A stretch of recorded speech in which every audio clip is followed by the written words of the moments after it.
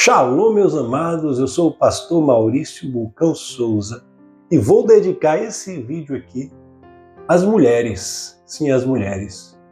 Que ministério lindo teve as mulheres em Jesus Cristo, nosso Senhor. Se a gente observar desde o Antigo Testamento, ali que teve uma juíza mulher chamada Débora, mas eu quero falar do Novo Testamento, porque muitas pessoas com falta de conhecimento bíblico, ela descredibiliza a Bíblia. Inclusive, eu já ouvi que Paulo era completamente machista, que a cultura era extremamente machista. Na verdade, a gente não pode pegar uma época e atribuir à época de hoje, porque existia uma estrutura patriarcal desde a criação do mundo. Mas será que Jesus Cristo, quando veio, ele realmente descredibilizou a mulher e ele deu ênfase aos homens? Então eu queria falar de algumas passagens lindas aqui na Bíblia a respeito da mulher. A primeira delas, a samaritana no poço de Jacó. Vejam só, gente, quando Jesus ele vai chegar naquele local, a Bíblia diz assim, porque era necessário ele passar por Samaria. Que coisa linda, ele tinha um encontro com essa mulher. Tanto ele queria ficar sozinho com ela, ele tinha algo especial ali, que ele manda todos os discípulos irem comprar comida em outra cidade vizinha. Então naquele momento ele vai falar com aquela mulher no poço de Jacó, uma mulher completamente doída. E as pessoas descaracterizam também essa samaritana, dizendo que era uma prostituta, que era uma adúltera, e não era nada disso. Era uma mulher sofrida, que colocava toda a sua esperança nos seus maridos. Não sei se vocês sabem, naquela época, um homem, ele tinha o direito de, se a mulher não atribuísse os afazeres corretos, ele dispensava a mulher e casava com outra. E aquela mulher ali, a Bíblia não fala exatamente o motivo, ela ia de marido em marido. Talvez o marido largasse ela conseguia outro. E num determinado momento, o marido que ela estava, ela não era casada. E Jesus, ele não chega exatamente falando, como muitos de nós hoje em dia, quando a gente vê alguém que está errado, a gente já chega apontando o dedo na cara e dizendo. Jesus, com todo cuidado, ele foi conversando com aquela mulher, foi ganhando a confiança, até o momento que Jesus falou assim, depois que ela descobriu que Jesus era o Messias que estava falando com ela, porque Jesus ele se apresenta, ela fala, peraí, eu vou pegar meu marido. E ali Jesus vai dizer que aquele marido ali não era o marido dela. Porque Jesus diz, vai buscar seu marido. Ela fala, eu não tenho marido, esse marido que eu estou não é meu. E Jesus concorda, ela vai dizer, vejo que tu és um profeta. E ali, gente, a dor dela vai ser curada naquele momento que ela confessa o pecado para Jesus. Era uma samaritana. É como nos dias de hoje a gente dissesse assim, Jesus pegou alguém que não estava na igreja, pegou alguém excluída, mas que estava com muita dor. E Jesus sabia que a dor dela era intensa. Então Jesus ele chegou com todo cuidado nessa mulher. E ali, gente, foi feita uma cura tão grande que Jesus vai dizer somente nessa passagem que chegará o tempo que os verdadeiros adoradores adorarão em espírito e verdade. Ele estava comparando com ela. Por que espírito e verdade uma mulher dessa, que o marido nem era o dela? Porque agora ela confessou. Porque agora ela disse qual o problema dela. Espírito e verdade é isso. Alguém consegue ser 100% verdadeiro? Alguém consegue ser 100% espírito? Então o que seria espírito e verdade? Jesus elogiou essa mulher, porque agora ela era espírito e verdade.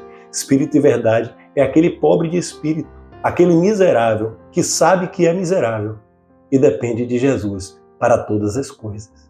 Numa outra passagem, Jesus estava passando e ele ia curar a filha, olha outra mulher aí, de Jairo. Mas naquele momento, uma mulher também, olhe bem, uma mulher com fluxo sanguíneo há 12 anos, como se fosse uma mulher menstruada há 12 anos, ela tinha uma hemorragia há 12 anos.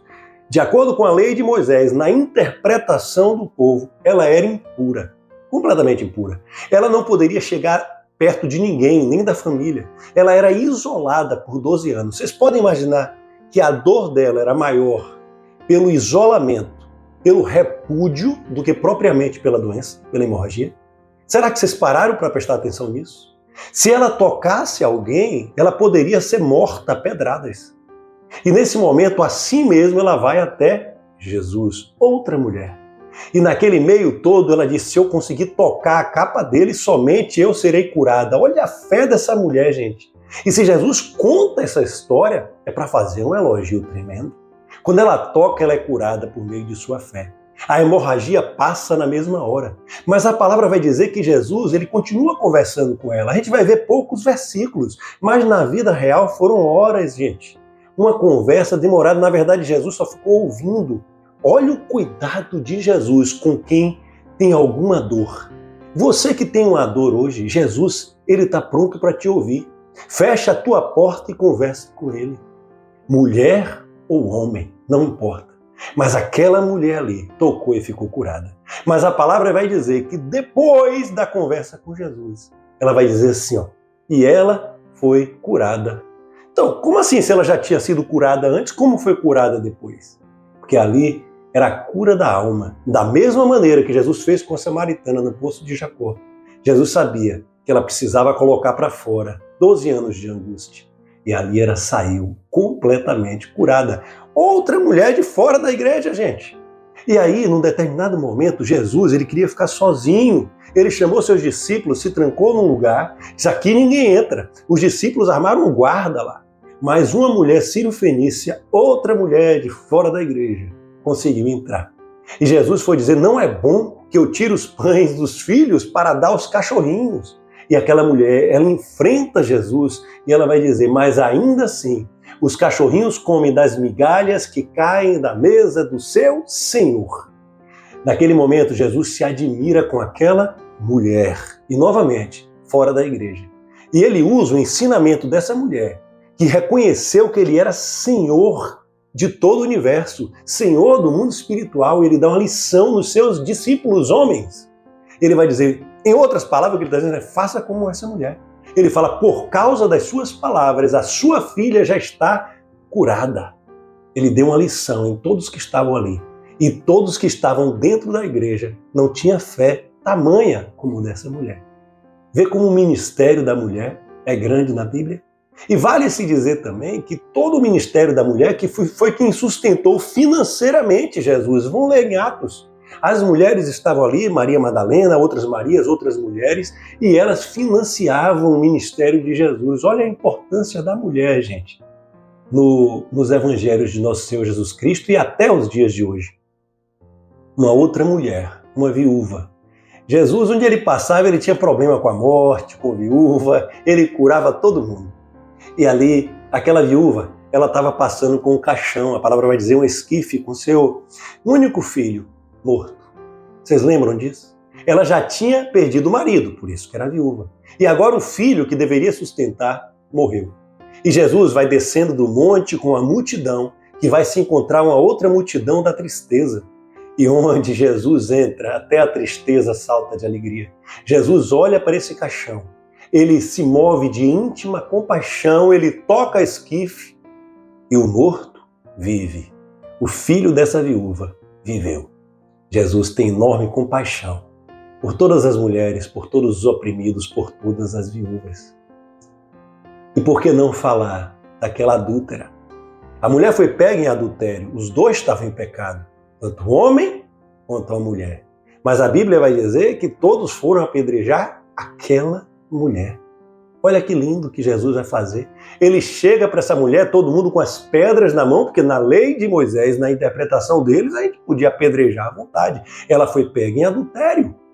E ali, Jesus ele não vai dizer, olha gente, vocês não podem atirar a pedra, porque estava na lei de Moisés. Mas ele vai dar uma nova interpretação àquela lei.